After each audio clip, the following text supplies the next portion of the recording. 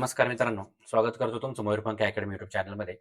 आपली परीक्षा जर बघितली आपण तर फक्त आता 6 ते 7 दिवसावर येऊन ठेपलेली आहे आणि आता तुमच्या समोर एकच कार्य असतं ते म्हणजे काय रिव्हिजन आणि रिव्हिजन. त्यामुळे तुम्ही एमसीक्यू सोडवणे आणि रिव्हिजन करणे, त्याचे तुमचे शॉर्ट नोट्स आहेत त्याची तुम्ही तयारी करणे या दिवसामध्ये खूप गरजेचं आहे.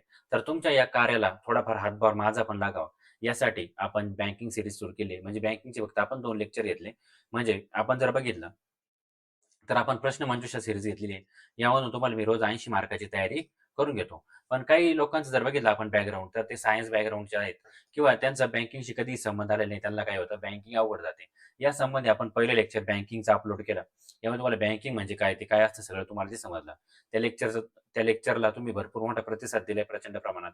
तर आता आपण काय करणार आहे, आर म्हणजे या 2 लेक्चरच्या माध्यमातून तुमची काय होणार आहे, 20 मार्कांची तयारी इथं फिक्स होऊन जाणार आहे. 20 मार्कांची तयारी आणि आपण जे लेक्चर सीरीज घेतो रोज, त्यामध्ये तर तुम्हाला माहिती आहे तुमचा प्रतिसाद त्याला उत्तम आहे आणि ते प्रश्नही तुम्हाला माहिती आहे की कोणत्या लेव्हलचे आपण सेट केले आहे. तर चला मित्रांनो, आपण ह्या लेक्चरमध्ये आर-बी-आयची इन डिटेल काय जे असेल त्याचा त्याच्याबद्दल जे असणारी जी सगळी माहिती टॉप टू बॉटम सगळी आपण याच्यामध्ये क्लिअर करणार आहे. तर बघा, भारतीय रिझर्व्ह बँकेची आर पार्श्वभूमी आणि महत्त्वाची तथ्ये. त्याच्या आधी मी तुम्हाला हे सांगेल, की जगातील पहिली रिझर्व्ह बँक जी आहे ना, जगातील पहिली, तर ती स्वीडन या देशाने सुरुवात केली होती, स्थापन केली होती 1688 ला. रिस्क बँक ऑफ स्वीडन असं तिचं नाव आहे. रिस्क बँक ऑफ स्वीडन ही पहिली रिझर्व्ह बँक होती. आता आपण आपल्या आर बद्दल बघू. तर आर संकल्पना आणि पायाभरणी जर बघितली आपण, तर डॉक्टर बाबासाहेब आंबेडकर यांचा जो ग्रंथ आहे, the problem of rupee, the problem of काय रुपी, हा 1923 सालचा, या महत्त्वपूर्ण ग्रंथामधील संकल्पनेवर आर-बी-आयची मूळ रचना आधारित आहे. याच्यावर जर डायरेक्ट प्रश्न आला, की कोणत्या ग्रंथावर आणि कोणाचा ग्रंथ, तर तुम्हाला डायरेक्ट उत्तर फेकता आलं पाहिजे. कमीत कमी वेळेत आपल्याला सोडवायचे कारण आपल्या तिकडे पुढे गणिताला वेळ पुरवायचा आहे मित्रांनो. मग हिल्टन यंग आयोगाला 1926 ला या हिल्टन यंग आयोगाच्या शिफारसीनुसार म्हणजे रॉयल कमिशनच्या शिफारसीनुसार भारतासाठी मध्यवर्ती बँकेचा आराखडा तयार झाला. त्याच्यानंतर आर कायदा 6 मार्च 1934 लक्षातच ठेवायचं आहे. 6 मार्च 1934 ॲक्ट 1934 हा संमत झाला. तसंच 1935 चा जो कायदा आहे त्याच्यामध्येही आर-बी-आयची तरतूद होती. स्थापना आणि मुख्यालय. बँकेची प्रत्यक्ष स्थापना जर बघितली आपण तर 1 एप्रिल 1935 ला झाली. I-M-P fact. आणि तिचं मुख्यालय कुठं होतं? पहिल्यांदा 1935 ला जेव्हा बँक स्थापन झाली, तेव्हा तिचं मुख्यालय होतं कलकत्त्याला. कुठे होतं? कलकत्त्याला. आणि 1937 ला बँकेचं मुख्यालय कुठं हलवण्यात आलं? मुंबईला. हे सर्व फॅक्ट तुम्हाला लक्षात ठेवायचे आहेत. राष्ट्रीयकरण जर बघितलं आपण तर स्वातंत्र्योत्तर काळात आर हस्तांतरण कायदा 1948. कायदा कधीचा? 1948. तुम्हाला हे कायदे सगळे लिहून घ्यायचे, याच्या नोट्स बनवायचे. म्हणजे कायद्यांच्या नाही नोट्स बनवायचे, त्यांची वर्ष जे आहेत ना, ते एकदम शॉर्ट नोटमध्ये लिहून काढा. कारण जर तुम्हाला वन लाईनर क्वेश्चन आले, तर सगळं डिटेल झालं पाहिजे तुमचं. स्वातंत्र्योत्तर काळात आर हस्तांतरण विधेयक कधीचं आहे? 1948चा. या विधेयकाद्वारे 1 जानेवारी 1949 रोजी बँकेचं राष्ट्रीयकरण केलं आणि तिला पूर्णपणे स्वायत्त सरकारी संस्था बनवण्यात आलं. कधी? 1 जानेवारी 1949 आणि 1 एप्रिल 1935 या 2 डेटमध्ये तुम्हाला कन्फ्यूज व्हायचं नाही अजिबात. आर्थिक वर्ष जर बघितलं आपण तर सध्याचं बँकेचं आर्थिक वर्ष किती आहे? 1 एप्रिल ते 31 मार्च असं दिसतं आपल्याला. पूर्वी हे किती होतं? 1 जुलै ते 30 जून. आता तुम्हाला सहकारी बँकांचं काय आर्थिक वर्ष असतं ते मला कमेंटमध्ये सांगायचंय. आपण त्याच्यावरती लेक्चर घेतलेलं होतं. आर्थिक वर्ष लक्षात ठेवा, 1 एप्रिल ते 31 मार्च. आता इथं बघा, आर-बी-आय ही भारताची मध्यवर्ती बँक असून देशाच्या आर्थिक नियंत्रण म्हणजे आर्थिक स्थैर्य, चलन व्यवस्था आणि बँकिंग प्रणालीचे नियंत्रण आणि विकासासाठी ती काय करते? अत्यंत महत्त्वाची भूमिका बजावते. भारतीय रिझर्व्ह बँक. आता बघा, भारतीय रिझर्व्ह बँकेचे म्हणजे आर-बी-आयचे त्याचे मौद्रिक धोरण काय? तिचे प्रमुख कार्य काय? आणि महत्त्वाची तथ्य काय? या स्लाइडमध्ये आपण सगळे समजून घेऊ. म्हणजे तुम्हाला खूप याच्यातून फायदा होईल. आता मौद्रिक धोरण बघा. आर-बी-आयच्या मौद्रिक धोरणाचं प्रमुख उद्दिष्ट काय रे? तर आर्थिक स्थैर्य राखणे. काय करायचंय आपल्याला? आर्थिक स्थैर्य राखणे. डायरेक्ट तुम्हाला वन लाईनर लिहिणे. या पी-पी-टी बनवताना मी खूप मेहनत घेतली मित्रांनो. तुम्हाला यासाठी मेहनत घ्यायचीच आहे. तेव्हा तुम्हाला काय होईल? आउट ऑफ मार्क बनणार आहेत. या जे एवढे भारी जी पी-पी-टी बनवले त्यासाठी खूप मेहनत लागते. आता बघा, आर मौद्रिक धोरणाचे प्रमुख उद्दिष्ट आर्थिक स्थैर्य राखणे, महागाईवर नियंत्रण ठेवणे आणि बाजारातील पतपुरवठा, क्रेडिट मी तुम्हाला सांगितलं. पतपुरवठा म्हणजे निर्मिती कोण करतं? व्यापारी बँका. आणि पतपुरवठ्यावर नियंत्रण कोण ठेवतं? आर आणि त्याच्यासाठी कोणती साधने? हे सगळं आपण या लेक्चरमध्ये बघणार आहे. आता द्विमासिक पुनरावलोकन म्हणजे bimonthly. Doctor Urjit Patel समिती यांच्या शिफारसीनुसार हे धोरण दर 2 महिन्यांनी जाहीर केले जातात. पूर्वी हे किती 3 महिन्यांनी. म्हणजे पुनरावलोकन किती दिवसांनी होतं? तर किती होतं? 2 महिन्यांनी. आधी किती व्हायचं रे? आधी हे 3 महिन्यांनी व्हायचं. मग कोणाची शिफारसीने झाले 2 महिन्याला? तर डॉक्टर उर्जित पटेल यांची समिती. आणि उर्जित पटेल हे रिझर्व्ह बँकेचे गव्हर्नर होते. आता स्वस्त पैशाचं धोरण बघा. स्वस्त पैशाचं धोरण म्हणजे काय? बाजारात मंदी किंवा चलनघट जेव्हा असते, तेव्हा अर्थव्यवस्थेला काय द्यायचं असतं आपल्याला? गती. आणि अर्थव्यवस्थेला गती देण्यासाठी आणि बाजारात पैशाची तरलता वाढवण्यासाठी हे धोरण वापरलं जातं. त्याला म्हणतात स्वस्त पैशाचं धोरण. म्हणजे काय? आता जेव्हा मंदी येईल अर्थव्यवस्थेत, तर मंदी आल्यावर काय करायचं? अर्थव्यवस्थेमध्ये काय करायचं? पैसा लोटायचा. म्हणजे काय होईल? पैसा ढकलल्याने सगळं काही सुफल-मंगल होऊन जातं. हे असतं स्वस्त पैशाचं धोरण. तुम्हाला याच्यामध्ये लक्षात ठेवायचं की स्वस्त पैशाचं धोरण कधी वापरलं जातं? तर स्वस्त पैशाचं धोरण कधी वापरलं जातं? जेव्हा बाजारामध्ये मंदी असेल तेव्हा. आणि महाग पैशाचं धोरण या उलट. म्हणजे कधी? बाजारात जेव्हा महागडी चलनवाढ म्हणजे महागाई असते आणि महागाई रोखण्यासाठी पैशाचा पुरवठा मर्यादित करून काय केलं जातं? कर्जे महाग केली जातात आणि कर्ज महाग झाले की मग काय होतं? आपोआप महागाई जी आहे ती नियंत्रणात येते. तर आपण जर मौद्रिक धोरणामध्ये त्याचं बघा 2 महिन्याला होतं, आधी ते 3 महिन्याला व्हायचं. स्वस्त पैशाचं धोरण कोणत्या काळात? महाग पैशाचं धोरण कोणत्या काळात? या संबंधी तुम्हाला हे काय करायचंय? लक्षात ठेवायचं आहे. आता आरबीआयचे महत्त्वपूर्ण तथ्य बघा. हे आपण मागच्या स्लाइडमध्ये बघितले मित्रांनो. हे इथं परत आपण दिलेली आहे. आता हे बघा, भारतीय रिझर्व्ह बँकेचे प्रमुख कार्य काय? आता आरबीआयचे प्रमुख कार्य काय ते आपण बघू. चलन जारी करणे हे त्याचं प्रमुख कार्य आहे. भारतामध्ये 1 रुपयाची नोट, 1 रुपयाची नोट, नाणं नाही, नोट आणि सर्व नाणी जी केंद्र सरकारच्या वित्त मंत्रालयाद्वारे जारी होतात, वगळता नोट आणि नाणी. 1 रुपयाची नोट आणि नाणे, सगळे नाणे, कॉइन हे वगळता इतर सर्व मूल्यांच्या नोटा छापण्याचा व चलनात आणण्याचा कायदेशीर अधिकार केवळ आरबीआयकडे आहे. ओके. मग कोणते नाहीये हे तुम्हाला समजलं असेल आता. 1 रुपयाची नोट आणि नाणी सगळे. सरकारची बँक, केंद्र तसेच राज्य सरकारांची खाते सांभाळणे, सरकारी देणी-घेणी पूर्ण करणे आणि सरकारच्या कर्जाचे नियोजन करण्याचं काम मध्यवर्ती बँक करते. आता बँकांची बँक, रिझर्व्ह बँकेला बँकांची बँक का म्हणतात? किंवा रिझर्व्ह बँकेला रिझर्व्ह बँक असंही का म्हणतात? असेही प्रश्न विचारले जातात. तर देशातील सर्व कमर्शियल बँका म्हणजे व्यापारी बँकांवर नियंत्रण ठेवणे, त्यांची देखरेख करणे, शाखा विस्तारासाठी परवाने देणे व त्यांचे व्यवहार नियंत्रित करणे हे आरबीआयचं काम आहे. तसेच बँकांना आपल्या एकूण ठेवीचा निश्चित भाग सीआरआर आणि सीआरआरच्या स्वरूपात रिझर्व्ह बँकेकडे ठेवावा लागतो. तर सीआरआर म्हणजे काय? आपण पुढे बघणार आहोत. त्यानंतर बघा मौद्रिक नियंत्रण, रेपो रेट असेल, हे सगळं बघणार आहे. म्हणजे तुम्हाला जर माहीत नसेल तर हे बघणार आहे. तुम्ही फक्त लेक्चर शेवटपर्यंत बघा. ज्याला काही माहीत नाहीये ना बँकिंगचं, ज्याला एबीसीडी माहीत नाहीये, त्याच्याकडून आपण सगळं करून घेऊ. तुम्ही टेन्शन घेऊ नका. शेवटपर्यंत बघा फक्त.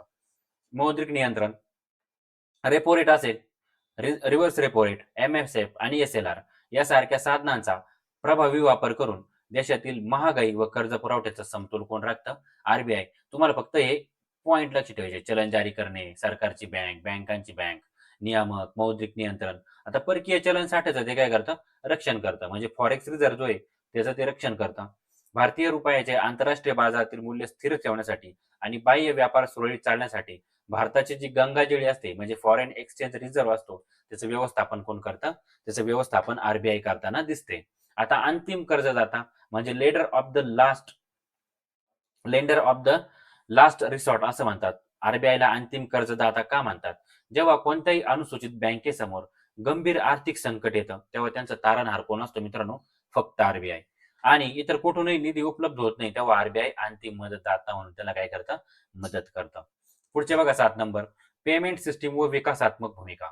यूपीआय, आरटीजीएस, एनईएफटी यासारख्या आधुनिक पेमेंट प्रणालींची सुरक्षितता तपासणे, तसेच नाबार्ड यासारख्या संस्थांच्या माध्यमातून शेती व ग्रामीण विकासाला पतपुरवठा करणे हे आरबीआयचं कार्य आहे. तर याच्यामध्ये आपण आरबीआयचे कार्य बघितले. आता मी तुम्हाला इन शॉर्ट सांगतो की अनुसूचित बँका म्हणजे काय? अनुसूचित बँकांच्यावर तुम्हाला प्रश्न विचारला जाऊ शकतो. तर ज्या बँकांचा समावेश लक्षात ठेवा, आरबीआय ऍक्ट 1934 याच्यावर प्रश्न विचारला जाऊ शकतो. अनुसूचित बँका म्हणजे कोणत्या ऍक्टने? तर आरबीआय ऍक्ट 1934च्या दुसऱ्या अनुसूचीमध्ये करण्यात आलेलं आहे. त्यांना काय म्हणायचं? अनुसूचित बँका. अनुसूचित बँका म्हणजे आरबीआय ऍक्ट 1934 मध्ये ज्यांची नोंद आहे त्यांना अनुसूचित बँका असे म्हणतात. या बँकांना मध्यवर्ती बँकेकडून सवलतीच्या दरात कर्जाचे म्हणजे कर्जाची सुविधा मिळते. यांना आरबीआयचे सर्व CRR, SLR यांचे नियम काटेकोरपणे पाळावे लागतात शेड्यूल बँकांना. आणि ज्यांचा यात समावेश होत नाही त्यांना काय म्हणायचं? नॉन शेड्यूल बँक असं म्हणायचं. ओके. पुढे बघू आता या स्लाइडमध्ये आपण काय बघितलं मित्रांनो, त्यांची मौद्रिक धोरणं काय, प्रमुख कार्य काय आणि महत्वाची तथ्य काय. आता ही स्लाइड मी आपल्या टेलिग्राम चॅनलवर टाकणार आहे. जर तुम्ही मयूरपंख अकॅडमीच्या टेलिग्राम चॅनलला सबस्क्राईब केलं नसेल तर सबस्क्राईब करा. त्याच्यामध्ये आपण सर्व डाटा पाठवलेला असतो. आजपर्यंत झालेले लेक्चर त्यांची PDF वगैरे तिथं तुम्हाला अवेलेबल होईल. आता आपण आरबीआयचे गव्हर्नर बघू. याच्यावरती म्हणजे डायरेक्ट वन लाईनर प्रश्न आहे की पहिले गव्हर्नर जर बघितले आपण तर कोण आहे रे? सर ऑसबॉर्न अर्कल स्मिथ पहिले गव्हर्नर. पहिले भारतीय गव्हर्नर कोण? CD देशमुख. चिंतामण द्वारकानाथ देशमुख, CD देशमुख. दीर्घकाळ कोण सेवा दिली म्हणजे दीर्घकाळ गव्हर्नर पदी कोण राहिलं? तर sir Benegal Ramarao, sir BN राव. सुमारे किती रे? सुमारे 7 वर्ष. सर्वात आधी बघा म्हणजे सर्वात कमी काळ जर बघितला आपण BM बेनेगल रामाराव. बरं. सर्वात कमी काळ अमिताभ घोष हे फक्त 20 दिवस होते मित्रांनो. तर बेनेगल रामाराव किती वर्ष? 7 वर्ष. तर अमिताभ घोष फक्त 20 दिवस. आणि सध्याचे गव्हर्नर कोण आहे? तर संजय मल्होत्रा हे आरबीआयचे सध्याचे गव्हर्नर आहेत. संजय मल्होत्रा. आता गव्हर्नर किती काळासाठी असतो? तर पहिल्यांदा त्याची 3 वर्षासाठी नियुक्ती होते, 3 वर्षासाठी. आणि नंतर जर त्यांनी चांगलं कार्यकाळ त्याचा गाजवला, चांगल्या सेवा दिल्या तर 2 वर्षापर्यंतची मुदतवाढ होऊ शकते. म्हणजे किती वर्ष राहतो? 5 वर्ष त्याचा कार्यकाळ. आता गव्हर्नर हे आरबीआयचे प्रमुख असतात आणि मौद्रिक धोरण, चलनविषयक स्थैर्य आणि बँकिंग व्यवस्थेचे ते कार्य करतात, नेतृत्व करतात. पुढे बघू आता आपण मौद्रिक साधने धोरण. आपण जे बघितलं आताचे ते CRR, SLR काय बाबा ते तुम्हाला समजलं नाही. काहींचे डायरेक्ट डोक्यावरून गेलं फ्लॅट झाले. तर आपण ते आता इथं व्यवस्थित बघू. तर संख्यात्मक साधनं बघू आपण. मौद्रिक धोरण कोण राबवतं? आरबीआय. आणि राजकोषीय धोरण रे? सरकार. राजकोषीय धोरण कोण? भारत सरकार. ओके. आणि मौद्रिक धोरण आरबीआय. आता मौद्रिक धोरणाचे जे साधन आहे ते आपण आता बघणार आहे. मौद्रिक धोरणाचे प्रमुख 2 साधन आहेत. एक म्हणजे संख्यात्मक साधन आणि एक म्हणजे गुणात्मक साधन. यामध्ये संख्यात्मक साधन महत्वाचे आहे कारण त्याच्यामध्ये खूप फॅक्च्युअल डाटा आहे. तो काय करायचा आहे तुम्हाला लक्षात ठेवायचा आहे. आणि गुणात्मक साधने ते आपण तुम्हाला व्यवस्थित समजून सांगू म्हणजे त्याच्यात काही लक्षात ठेवायचं नाही. तर संख्यात्मक साधने म्हणजे क्वांटिटेटिव्ह टूल्स मध्ये बघा CRR म्हणजे काय? रोख राखीव प्रमाण म्हणजेच कॅश रिझर्व्ह रेशो. आता मी तुम्हाला सांगतो व्यवस्थित. समजा ही आपली SBI. ओके. SBI. या SBI बँकेमधून एक व्यक्ती गेला आणि त्याने तिथं काय केलं? 100 रुपये ठेवले. बरोबर. आता हे 100 रुपये तिने कायम तिच्याकडेच ठेवलेलं असते का? अजिबात नाही. समजा दुसरा व्यक्ती जाऊ त्याच्याकडे कर्ज घ्यायला जातो तेव्हा या 100 रुपयातली काही रक्कम तिने काय करते? त्या कर्ज घेणाऱ्याला देते. परत त्याची रक्कम तिकडे परत अशी करत ते सगळ्यांना कर्ज देते. आता जर सगळे एकदाच पैसे मागायला आले त्यांच्याकडे तर मग त्यांनी कुठून पैसे द्यायचे? यासाठी काहीतरी आधार आरबीआय मध्ये ठेवावा लागतो. त्याला म्हणतात कॅश रिझर्व्ह प्रमाण.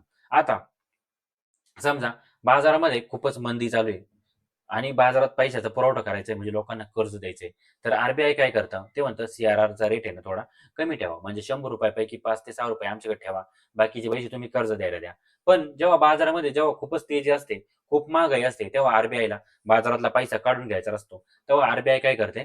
बाजारामध्ये महाग पैशाचं धोरण राबवते आणि CRRचं प्रमाण वाढवते. म्हणजे समजा आधी जर 100 रुपये होते तर आता ते 20 रुपये जर त्यांना आरबीआय कडे ठेवायचे असतील तर 80 रुपये आरबीआय व्यापारी बँका कर्ज देऊ शकतात. म्हणजे तुम्हाला CRR आता समजले असेल. म्हणजे आपल्या एकूण ठेवीपैकी काही ठेवी आपल्याला रिझर्व्ह बँकेकडे कॅशच्या स्वरूपात म्हणजे रोख प्रमाणात ठेवाव्या लागत्या. ज्याच्यावर तुम्हाला ना व्याज भेटतं ना काही नाही. तर त्याला काय म्हणतात? Cash reserve ratio CRR. बरोबर. SLR म्हणजे काय? SLR म्हणजे काय? Statutory liquidity ratio. आता CRR कुठे ठेवावा लागतो बँकेला? आरबीआय कडे. तसा एसएलआर हा स्वतः बँक त्यांच्याकडे ठेवतात.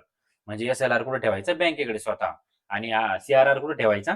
रिझर्व्ह बँकेकडे. Okay. Reverse repo rate. Reverse repo rate हा मित्रांनो अल्प काळासाठी असतो. ते आपण पुढे बघणार आहे रिव्हर्स रेपो रेट. त्यानंतर तुम्हाला फक्त म्हणजे जेव्हा प्रश्न येईल की मौद्रिक धोरणाची कोणती संख्यात्मक साधने आणि गुणात्मक साधने त्यासाठी तुमचा हा तक्ता महत्वाचा आहे. हे आपण पुढे तुम्हाला व्यवस्थित समजून सांगितलेलं आहे. आता बघा खुल्या बाजारातील व्यवहार OMO ओपन मार्केट ऑपरेशन म्हणते त्याला. ज्याचं ग्रॅज्युएशन याच्यात झालेलं नाही किंवा ज्याने अभ्यास केलेला नाहीये त्याचं त्याला हे थोडं समजायला वेळ लागू शकतो. त्यांनी टेन्शन घ्यायचं नाही. फक्त शेवटपर्यंत बघा. आणि लेक्चर कसं वाटलं ते मला तुम्ही कमेंटद्वारे सांगायचं कारण मला तेव्हा तुम्हाला समजलं की नाही. आता बघा मार्जिनल स्टँडिंग फॅसिलिटी म्हणजे मार्जिनल म्हणजे सीमांत स्थायी सुविधा आणि एसडीएफ म्हणजे स्टँडिंग डिपॉझिट फॅसिलिटी. ह्या जर बघितल्या आपण तर हे काय मित्रांनो संख्यात्मक साधनं. नोटमध्ये आपण तुम्हाला आधी सांगितले अनुसूचित बँका म्हणजे काय. आणि गुणात्मक साधनं बघा क्वालिटेटिव्ह टूल्स यामध्ये कर्ज व रक्कम यामधील तारण कर्ज व रक्कम याचे तारण यामधला काय करायचा गाळा ठेवायचा गाळा ठरवायचा म्हणजे काय रे. आता तुम्हाला जर समजा काही रकमेचं कर्ज घ्यायचंय 100 रुपयाचं जर तुम्हाला कर्ज घ्यायचं या आकडे फक्त समजण्यासाठी 100 रुपयाचं जर कर्ज घ्यायचंय तुम्हाला तर तुम्हाला बँकेकडे काहीतरी हे लागतं ना म्हणजे काहीतरी ठेवावं लागतं ना तारण म्हणून. तर हे व्यवस्थित पाहिजे बा म्हणजे जर तुम्हाला 100 रुपयाचं कर्ज घ्यायचे आणि तुम्ही 2-3 रुपयाची वस्तू जर बँकेकडे तारण ठेवली आणि तुम्ही जर कर्ज बुडवलं तर बँक कुठून वसूल करणार आहे. त्यामुळे मॉर्गेज म्हणून ते काय करतात मोठी रक्कम आपल्याकडून वसूल होईल यासाठी काहीतरी तारण ठेवतात म्हणजे बँक बुडू नये म्हणून हे काय करायचं त्याच्यामधला गाळा ठरवायचा असतो. उपभोग्य कर्जाचे नियम व निर्बंध करणे म्हणजे कर्ज अशा लोकांना द्या की ज्याचा काहीतरी उपयोग करतील. जे फक्त कर्ज घेऊन खाऊन पिऊन मस्त झोपतील त्यांना कर्ज दिलं तर त्याचा काही उपयोग नाहीये. नैतिक समज म्हणजे ते नैतिक समज लोकांना नसते. नैतिक समज कोणाला असते? व्यापारी बँकांना, की तुम्ही व्यवस्थित कार्य करा, व्यवस्थित रेटने कर्ज द्या. आणि जर नैतिक समज जर नाही दिली, कोणालाही नैतिक समज नाही म्हणजे नैतिक समज देऊन जर कोणाला समजत नसेल, तर आपण काय करतो डायरेक्ट ॲक्शन, प्रत्यक्ष कारवाई किंवा डायरेक्ट प्रसिद्धी येते बघा न्यूजपेपरमध्ये. या बँकेने असं-असं केलंय, परवाना रद्द झालाय. पेटीएम पेमेंट बँक परवाना रद्द. हे काय होतं? प्रसिद्धी आणि हे बघा कर्जाचे रेशनिंग. हे सगळे काय झाले क्वालिटेटिव्ह टूल्स म्हणजे गुणात्मक साधनं आणि हे काय झाले क्वांटिटेटिव्ह टूल्स म्हणजे काय रे संख्यात्मक साधनं. आता पुढे बघू आपण याचे आपण क्वांटिटेटिव्ह टूल्स बघू आता मौद्रिक धोरणाची संख्यात्मक साधने बघू. पहिल्यांदा CRR म्हणजेच रोख राखीव ratio sorry cash reserve ratio म्हणजे रोख राखीव प्रमाण. हे मी तुम्हाला आधी समजून सांगितले. आता बघा मूळ संकल्पना व्यापारी बँकांनी आपल्या एकूण मागणी व मुदत ठेवी म्हणजे NDTLच्या निश्चित हिस्सा केवळ रोख स्वरूपात मध्यवर्ती बँकेकडे जमा ठेवणे बंधनकारक असते. स्वरूप हे थेट आणि अत्यंत प्रभावी साधन आहे. हे कसं रे थेट साधन आहे ना म्हणजे 100 रुपयाला तुम्हाला जर काही तिकडे रक्कम ठेवायची तिकडे तुमचे पैसे आपोआप कमी होणार आहे म्हणजे कसं डायरेक्ट थेट साधन आहे. कारण याचा परिणाम बँकांच्या तिजोरीवरील रोख पैशावर होतो. 1 मिनिट मी चार्जिंग लावतो लॅपटॉप.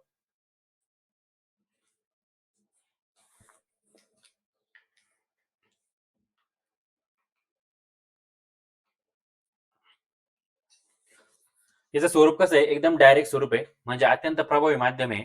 आता परतावा किंवा व्याज बँकांना RBI कडे ठेवलेल्या या रकमेवर कोणत्याही व्याज मिळत नाही म्हणजे 2008 पासून हे व्याज देणं काय झालंय रे बंद झालेलं आहे. कोणताही परतावा किंवा व्याज यावरती मिळत नाही.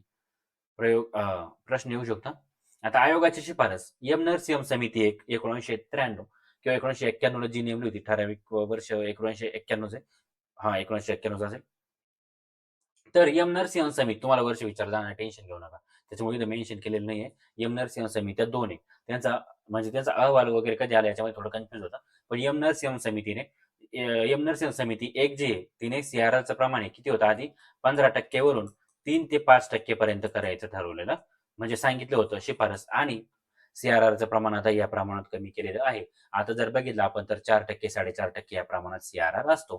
याच्यासाठी CRR कमी करण्याची शिफारस कोणी केली तर तुम्हाला काय सांगायचंय नरसिंह समिती आणि SLR ते जी SLR कमी करण्याची शिफारस जर बघितली आपण ती पण नरसिंह समितीने सांगितलेली आहे आणि त्यांनी SLR ला बँकांवरील कर असंही म्हटलेलं आहे. पुढे बघा बाजारपेठेवर याचा काय परिणाम होतो.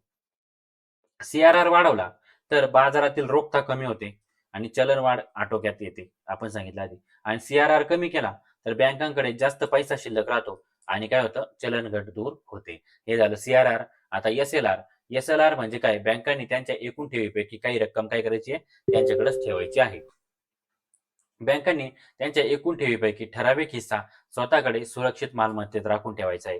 ही रक्कम ते कशामध्ये ठेवू शकतात रोख रक्कम असते कॅश सोने किंवा गव्हर्नमेंट बॉन्ड जे असतात म्हणजे त्याला सरकारी रोखे म्हणतात या स्वरूपात ठेवली जाते. यातील बहुतांश रक्कम ही सरासरी रोख्यांमध्ये सरकारी रोख्यांमध्ये ठेवली जाते कारण ते पूर्णपणे काय असतात गव्हर्नमेंट बॉन्ड हे पूर्णपणे सुरक्षित असतात आणि यातून त्यांना व्याज मिळतं. CRR वर कोणतंही व्याज भेटत नाही तसं SLR वर व्याज मिळतं त्यांना. महत्वाचे पैलू जर बघितले आपण, तर एस-एल-आर निधीमधून बँकांना थेट कर्ज वाटप करता येत नाही. म्हणजे एस-एल-आरचा उपयोग तुम्ही कर्ज देण्यासाठी करू शकत नाही. ज्यामुळे बँकेची पतनिर्मिती क्षमता काय होते? मर्यादित होते. नरसिंह समिती 1 ने इथं दिलेलं आहे बघा. नरसिंह समिती 1 ने याचे वर्णन बँकिंग क्षेत्रावरील कर असं केलेलं आहे. आणि हा दर पहिल्यांदा 38.5% वरून 25% करा, अशी त्यांनी शिफारस केलेली आहे. तुम्हाला लक्षात काय 2 पॉइंट ठेवायचे? सी-आर-आर कोणाकडं? आर-बी-आयकडं आणि एस-एल-आर कोणाकडं? तर स्वतःकडे. ते कोणत्या स्वरूपात वगैरे काय ते आपण सगळं समजून सांगितलं. चला नेक्स्ट. आता मौद्रिक धोरणाची अजून साधने. रेपो रेट म्हणजे काय? रेपो रेट म्हणजे काय मित्रांनो? समजा इथं आपण समजून सांगू. हे बघा, ही आहे आर-बी-आय आणि ही आहे एस-बी-आय. आता एस-बी-आयला काय झालं?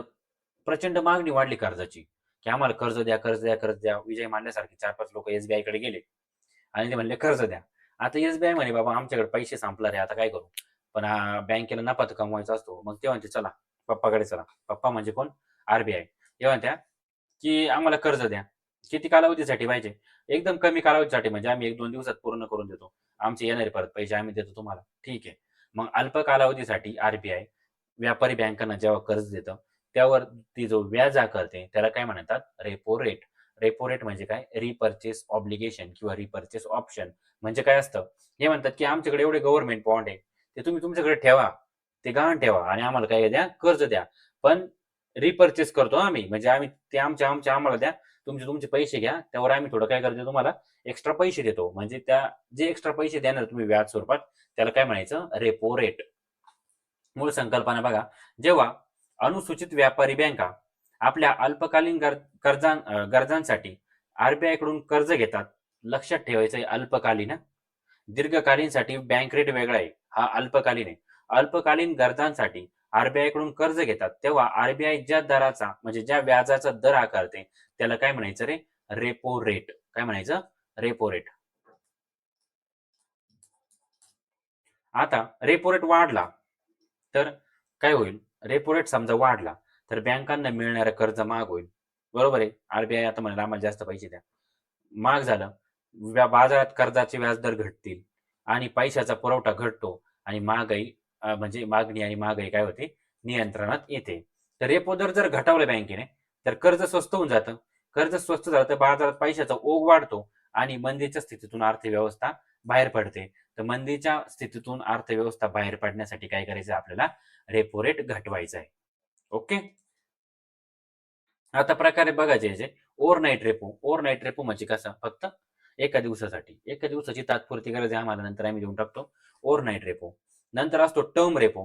टर्म रेपोमध्ये बघा 7 दिवस, 14 दिवस, 28 दिवस आणि 56 दिवस. मित्रांनो यावरती जर तुम्हाला प्रश्न विचारला तर तुम्हाला माझे शब्द आठवणार आहे. हे सगळे. 56 दिवसासाठी हा असतो. दीर्घकाळ म्हणजे दीर्घकाळासाठी पण खूपच दीर्घकाळ नाही 56 दिवस फक्त. खूपच दीर्घकाळ नाही, अल्प काळासाठीच हे सगळं. लक्षात ठेवायचे. टिकवण्यासाठी याचा वापर होतो. आणि एल-टी-आर-ओ म्हणजेच काय रे? Long term repo operation.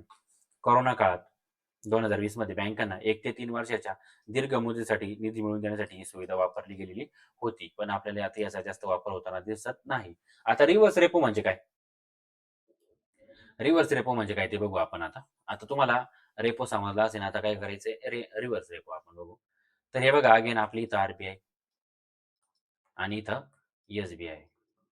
आता एस-बी-आयकडे प्रचंड पैसा आहे. एस-बी-आय नुसते कर्जच देऊ राहिली, पैसे कमवू राहिली, कर्जच देऊ राहिली. बाजारात प्रचंड प्रमाणात महागाई वाढली. आर-बी-आयला समजलं, की आता काय करावं लागणार आहे? महागाई नियंत्रण करावं लागणार आहे. तेव्हा हे काय म्हणतात आर-बी-आय वाले, आता आम्हाला पैसे द्या म्हणतात. आर-बी-आयला म्हणतात आम्हाला कर्जाची गरज थोडे पैसे द्यायचे. द्या इकडं. मग ते काय करतात? तरलता शोषून घेतात आणि त्याच्यानंतर ते जे रिटर्न देतात त्याला काय म्हणायचं? Reverse repo. तर बघा आर-बी-आय अल्प काळासाठी अनुसूचित बँकांकडून ज्या व्याजदराने कर्ज किंवा ठेवी स्वीकारते. आता मला सांगा आर-बी-आयला गरज आहे का पैशाची? तरी बी घेतात ते. का बरं? तरलता शोषून घ्यायची ना. त्याला म्हणायचं रिव्हर्स रेपो. आता बाजारातील भूमिका. हे बाजारातील अतिरिक्त तरलता शोषून घेण्याचं अल्पकालीन साधन आहे. अगेन रेपो रेट आणि रिव्हर्स रेपो रेट अल्पकालीन आहे. आता रिव्हर्स रेपो रेट जर वाढवला आपण, तर बँकांना आर-बी-आयकडे पैसे ठेवणे जास्त फायदेशीर वाटतं. कारण पैसे भेटतात ना. आपल्याला जिथं पैसे भेटतात तिथं आपल्याला चांगलं वाटतं. बाजारातील पैशाची उपलब्धता घटते आणि काय होते? महागाई नियंत्रणात येते. म्हणजे आर-बी-आय काय करतं? बरोबर काटा काढतं आणि यांनाही पैसा भेटतो त्याच्यामुळं हे पण खुश, तुम भी खुश, हम भी खुश. आता मौद्रिक धोरणाची संख्यात्मक साधनेमध्ये पुढे बघा, स्टँडिंग डिपॉझिट फॅसिलिटी एसडीएफ. आता एसडीएफ ची सुरुवात कधी आहे? 2022 पासून. त्याच्यामुळे काय गरजेचं आहे, कारण हे आत्ताच आणलेले टूल. बँकिंग प्रणालीतील अतिरिक्त रोख रक्कम कोणत्याही सरकारी तारणाशिवाय विथाऊट कलेक्टर शोषून घेणे. कोणताही तारण बिरण नाही.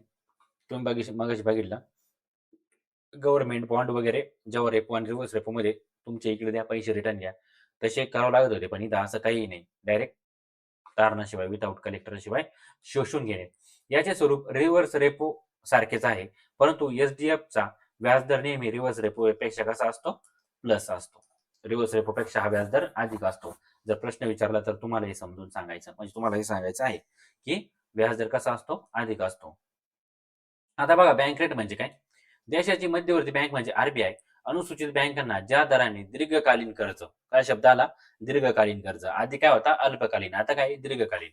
दीर्घकालीन कर्ज देते किंवा त्यांची व्यापारी बिले म्हणजे पुनर्वटवून देते, तो दर म्हणजे काय रे? Bank rate. ओके. सध्याची स्थिती. सध्या धोरणात्मक निर्णय म्हणून बँक दराचा वापर कमी झाला असून त्याऐवजी रेपो रेटवर जास्त भर दिलेला आहे. त्याच्याशी आपल्याला काही घेणं नाही. आपल्याला फक्त बँक रेट म्हणजे काय हे समजलं पाहिजे. आता बँक रेट जर वाढवला आपण, तर गुंतवणूक क्षमता काय होते? मंदावते. आणि बँक रेट वाढवल्यावर काय होतं? महागाई नियंत्रणात येते. आणि बँक रेट जर कपात केला बँक रेट, तर महागाई तरलता वाढते आणि मंदी निवारण होते. आता बघा 7 number, marginal standing facility. MSF ही सुविधा कधीपासून? 2011 पासून चालू केली आहे. मार्जिनल स्टँडिंग फॅसिलिटी म्हणजे काय? बँकांना अचानक उद्भवणाऱ्या ज्या रोखता असतात, म्हणजे अचानक जेव्हा गरज पडते, अशा आणीबाणीत मग काय करायचं? तर आरबीआय कडून कर्ज घेण्याचा हा शेवटचा पर्याय. कोणता? Marginal standing facility. यामध्ये काय होतं? बँकांना त्यांचे एकूण एनडीटीएलच्या कमाल 2% पर्यंतच कर्ज मिळतं. म्हणजे तुमचे टोटल एनडीटीएल किती? त्याचे किती? 2% पर्यंत. आणि हा रेट कसा असतो? रेपो रेट पेक्षा जास्त असतो. कारण जेव्हा तुम्ही अडचणीत सापडता ना मित्रांनो, तेव्हा सगळे तुम्हाला लुटून घेण्याचा प्रयत्न करतात. आरबीआय त्याच्यातलीच एक आहे. जेव्हा तुम्हाला खूप काही गरज आहे आणि टोटल एनडीटीएल 2च देते, तर तुम्हाला काय करतात? ते रेपो रेट पेक्षा जास्त पैसे तुमच्याकडून घेतात. म्हणजे सगळीकडे चालतंय. खुल्या बाजारातील रोख्यावर आपण म्हणतो का अडेल गुणाने, आमच्या मराठवाड्यात म्हणते अडेल गुणाने त्याने या भावाने दिलं मला, असं असं चालूच असतं. ओएमओ म्हणजे काय? Open market operation. आता ओएमओ बघा, ओपन मार्केट ऑपरेशन, याची जर मूळ संकल्पना बघितली आपण, तर बाजारातील पैशाचा समतोल कमी राखण्यासाठी आरबीआय काय करतं? सरकारी रोख्यांची थेट खरेदी विक्री करतं. म्हणजे आता बघा, मी तुम्हाला हे समजून सांगतो. गव्हर्नमेंट बॉन्ड, ओएमओ म्हणजे काय? Open market operations. हे बघा, ही आपली अगेन आरबीआय, या व्यापारी बँका. ओके. आता हे काय करतात? यांच्याकडे खूप खूप खूप पैसा आहे ना, आणि तुम्हाला मी आधी सांगितलं की गव्हर्नमेंट बॉन्ड कसे लोकांना म्हणजे व्यापारी बँकांना आवडतं त्याच्यामध्ये गुंतवणूक ठेवायला. कारण त्याच्यावरून काय केलं त्यांना चांगला भाव भेटतो, म्हणजे व्याज दर वगैरे व्यवस्थित भेटतात. मग ते काय करतात? आरबीआय म्हणते, आरबीआय कहता है, क्या कहता है आरबीआय? आरबीआय म्हणतो आमचे गव्हर्नमेंट बॉन्ड आहे ते तुम्ही घ्या. आता समजा यांनी गव्हर्नमेंट बॉन्ड यांना विकले, तर यांच्याकडे असणारा जो पैसा आहे तो विकत घेण्यासाठी कोणाला द्यावा लागणार आहे? आरबीआयला. आणि अचानक म्हणजे काय होणार त्यामुळं? यांच्याकडचा पैसा कमी होणार आहे आणि हे काय करणार आहे? कर्ज द्यायचं यांचं कमी होऊन जाणार आहे, कारण पैसा तिकडे झाला. आता दुसरी कंडिशन, याच्यामध्ये काय होतं दुसऱ्या कंडिशनमध्ये? रिव्हर्स बँक आपली रिझर्व्ह बँक काय म्हणते, की तुमचे आमच्याकडचे जे अ, कर्ज रोखे ते तुम्ही काय करा आता? म्हणजे तुमचे रोखे विकून टाका आणि हे कर्ज घ्या. म्हणजे हे पैसे तुमचे घेऊन टाका. म्हणजे काय होतं? परत व्यापारी बँका काय करतात? त्यांना पैसे द्यायला तयार होतं. म्हणजे या दोन्ही कंडिशनमध्ये असतं. बाजाराची स्थिती कोणती आहे? त्याच्यावरून रिझर्व्ह बँक ही ओपन मार्केट ऑपरेशन राबवते. ते तुम्हाला आता व्यवस्थित समजलं असेल. पुढे बघा आता, गुणात्मक किंवा निवडक साधने, क्वालिटेटिव्ह टूल्स. यामध्ये मार्जिन आवश्यकता किंवा गाळा निश्चित करणे. आता हे मी तुम्हाला सांगितलं मगाशी. कर्ज देताना तारण म्हणून ठेवल्या जाणाऱ्या मालमत्तेचे मूल्य आणि मिळणारे कर्ज यामधील फरक म्हणजे काय रे? मार्जिन. तर मार्जिन वाढवल्यास प्रत्यक्ष कर्जाची रक्कम कमी होते. तर समजा ₹100 सोनं तारण ठेवून ₹80 कर्ज मिळत असल्यास उर्वरित ₹20 रक्कम हा तारण गाळा म्हणजेच मार्जिन असतो. प्रसिद्धी व जनजागृती. रिझर्व्ह बँक दर 2 महिन्यांनी, किती? 2. कोणाची शिफारस होती हे तुम्ही आता कमेंटमध्ये सांगा. महिन्यांनी मौद्रिक धोरणाचे अधिकृत आकडे, अहवाल आणि दिशा सार्वजनिकरित्या काय करते? प्रसिद्ध करते. ज्यामुळे बाजाराला आर्थिक स्थितीची काय येते? स्पष्ट कल्पना येते. नैतिक समजावणी. आरबीआय बँकांना स्वतःच्या धोरणावर काम करण्यासाठी केवळ सूचना, विनंती आणि योग्य मार्गदर्शन करते. हे बँकांसाठी कायदेशीर बंधन नसतं, तर एक प्रकारचं ठीक आहे बाबा, आपल्याला कोणी नैतिक समजावलं, आपण म्हणतो हे पिऊ नको रे बाबा, तर आपण हा ठीक आहे बाबा, चल नाही पित. प्रत्यक्ष कारवाई केल्यावर मग मग फरक पडतो. एखाद्या बँकेने आरबीआयच्या नियमांचे उल्लंघन केल्यास किंवा मार्गदर्शक तत्त्वे न पाळल्यास तिच्यावर दंड आकारणे, व्यवहारावर निर्बंध घालणे यासारखी कडक पावले उचलली जातात. जर ऐकलं नाही तर आपण कडक पावलं उचलतो आणि तेच करणं गरजेचं असतं. जेव्हा म्हणजे कोणी ऐकत नाही ना, तेव्हा म्हणजे हाच पर्याय आहे त्याच्यावर. आरबीआय पण तेच करतं. उपभोक्ता पत नियमन म्हणजे रेग्युलेशन ऑफ कन्झ्युमर क्रेडिट. चैनीच्या किंवा ग्राहक उपयोगी वस्तूंसाठी उदाहरणार्थ कार, टीव्ही, फ्रिज यावर दिले जाणारे जे कर्ज आहे किंवा ईएमआय याच्यावर काय करतं ते नियंत्रण ठेवतं. आणि कर्जाचं रेशनिंग करणे म्हणजे काय? अर्थव्यवस्थेतील वेगवेगळ्या क्षेत्रांसाठी दिल्या जाणाऱ्या कर्जाची कमाल मर्यादा काय करतं? आरबीआय ठरवतं, की कोणत्या म्हणजे कृषीला कर्जाची गरज आहे बा, मग ते थोडा कमी व्याजदर ठेवा. आणि बाकीचे जे ते चैनीच्या वस्तू वगैरे तर त्यांना काही नाही, तो त्याचं थोडं काय व्याजदर जास्त ठेवा. सट्टेबाजीसारख्या अनुत्पादक कामांना आळा घालून प्राधान्य क्षेत्र म्हणजे कृषी असेल, शिक्षण असेल, लघु उद्योग यांना पुरेसा पतपुरवठा उपलब्ध करून देण्यावर आरबीआयचा काय असतो? भर असतो. पुढचं बघा, भारतीय रिझर्व्ह बँक आरबीआयचे गव्हर्नर आत्ताचे जर बघितले आपण, तर ते आहेत संजय मल्होत्रा. हे आरबीआयचे कितवे गव्हर्नर आहे मित्रांनो? हे आरबीआयचे 26वे गव्हर्नर आहे. 26वे गव्हर्नर म्हणून त्यांनी 11 डिसेंबर 2024 रोजी सूत्रे हाती घेतली होती. त्यांची प्रशासकीय पार्श्वभूमी जर बघितली तर ते राजस्थान केडरचे आय-ए-एस ऑफिसर आहेत. त्यांची शैक्षणिक पात्रता आय-आय-टी कानपूरमधून त्यांनी कम्प्युटर सायन्समध्ये बी-टेक केलेले आहे. प्रिन्स्टन युनिव्हर्सिटी यूएसएची याच्यामधून त्यांनी काय केलंय? मास्टर केलंय. पब्लिक पॉलिसी विषयात त्यांनी काय केलंय? मास्टर केलेलं आहे. यापूर्वी त्यांनी काय काय पदं सांभाळली जर बघितलं आपण तर केंद्रीय वित्त मंत्रालयात त्यांनी महसूल सचिव होते. त्यानंतर वित्तीय सेवा विभागाचे ते सचिव होते आणि ग्रामीण विद्युतीकरण महामंडळाचे ते सीएमडी आपल्याला दिसतात आणि ऊर्जा मंत्रालयात ते अतिरिक्त सचिव होते. या आधीचे जर गव्हर्नरचा क्रम बघितला आपण तर 25वे गव्हर्नर शक्तिकांत दास होते. त्यानंतर 24 त्याच्या आधी उर्जित पटेल होते आणि 23वे रघुराम राजन होते. हे होते आरबीआय बँकेचे जे गव्हर्नर, त्यांची माहिती आधी आपण सर्वात आधी काळ कोणते कोणते काय त्यांची काही माहिती बघितलेली आहेत. आता एमपीसी म्हणजे काय? याच्यावरती भरपूर वेळा प्रश्न विचारतात. त्याच्यामुळे आपण ही एमपीसी म्हणजे काय घेतलंय? एमपीसी म्हणजे काय? Monetary policy committee. ओके. स्थापना जर बघितलं आपण तर आरबीआय ॲक्ट 1934 मध्ये सुधारणा करून 2016 मध्ये या समितीची स्थापना करण्यात आली होती आणि याची शिफारस कोणी केली होती? उर्जित पटेल समिती यांनी त्याची शिफारस केलेली होती. आता रचना व कार्यकाळ जर बघितला तर एकूण 6 सदस्य असतात याच्यामध्ये. 6 सदस्य. या 6 सदस्यांमध्ये 3 आरबीआयचे असतात आणि 3 सरकारचे असतात. तर आरबीआयचा जो गव्हर्नर असतो तो हिचा काय असतो? पदसिद्ध सदस्य असतो. यांचा कार्यकाळ किती रे मित्रांनो? 4 वर्ष यांचा कार्यकाळ आहे. आरबीआयचे गव्हर्नर पदसिद्ध अध्यक्ष असतात. मतदान समान झाल्यास समजा 6 लोक आहे तर 3-3 इकडचे म्हणजे 3 इकडे झाले. एखाद्या ठरावावर 3 लोक ह्या साईडला, 3 लोक ह्या साईडला, तर आरबीआयचा गव्हर्नर काय देतो? त्याचा कास्टिंग वोट देतो. म्हणजे निर्णायक वोट देतो की काय करायचं. महागाईचे उद्दिष्ट त्यांनी 4% ठरवलंय. 4 प्लस मायनस 2 म्हणजे जास्तीत जास्त 6 कमीत कमी 2% पर्यंत. म्हणजे किती रे मित्रांनो? 4% सांगितले. तुम्हाला प्रश्न विचारला जाऊ शकतो एमपीएससीला. एमपीसी या समितीची बैठक दर 2 महिन्यांनी होते आणि वर्षभरात किमान 6 वेळा त्यांची आयोजित करावी लागते. मौद्रिक धोरणातील पारदर्शकता, उत्तरदायित्व आणि स्थिरता वाढवण्यासाठी ही स्वतंत्र संस्था स्थापित करण्यात आलेली आहे, एमपीसी. आता आरबीआयला मिळालेला आंतरराष्ट्रीय बहुमान 2025 साली काय केलं आरबीआयने? पुरस्कार त्यांना बघा, डिजिटल ट्रान्सफॉर्मेशन अवॉर्ड भेटला. ही प्रदान करणारी संस्था सेंट्रल बँकिंग पब्लिकेशन लंडनची. अवॉर्ड लक्षात ठेवा, डिजिटल ट्रान्सफॉर्मेशन अवॉर्ड.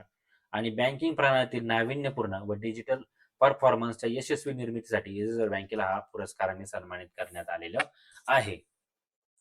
मित्रांनो, आपण या लेक्चरमध्ये आरबीआय आणि त्याचे सर्व कार्य काय असेल ते सगळं अभ्यास केलेलं आहे. तुम्हाला हे लेक्चर कसं वाटलं मला तुम्ही कमेंटद्वारे सांगायचे, कारण तेव्हाच मला समजतं की तुम्हाला हे लेक्चर कसं वाटलंय. येणारे सर्व दिवस मयूरपंख अकॅडमी तुमच्या सोबत असणार आहे. तुम्ही आमच्या सोबत राहा, आम्ही तुमच्या सोबत राहू. चांगले मार्क पाडू आणि सिलेक्ट होऊन जाऊ.